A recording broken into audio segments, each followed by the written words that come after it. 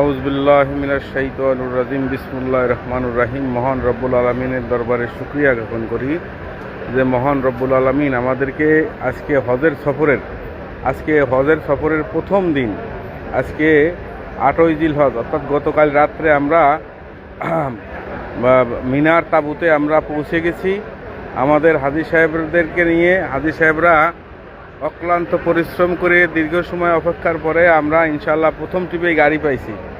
গাড়ি পাওয়ার পরে আমরা ইনশাল্লাহ আমাদের হাজী সাহেবদেরকে নিয়ে আমরা আমাদের এই যে মোল্লেম সাহেবরা আছে, এই যে ইয়াহিয়া সাহেব, ওনার নেতৃত্বে আমরা আজকে এই যে ইরানা ইয়ারের যত হাজী আছে, আমার ইয়াহিয়া, রফিকুল ইসলাম সহ আমাদের যারা আছে, শাহজাহান সাহেব আছে, মুফতি শরীফ সাহেব আছে, বিলায়াতুল্লাহ আছে, আমাদের এজেন্সির যে মালিক ইকবাল সাহেব উনি আছে, উনি সহ আমাদের ইরানা ইয়ারের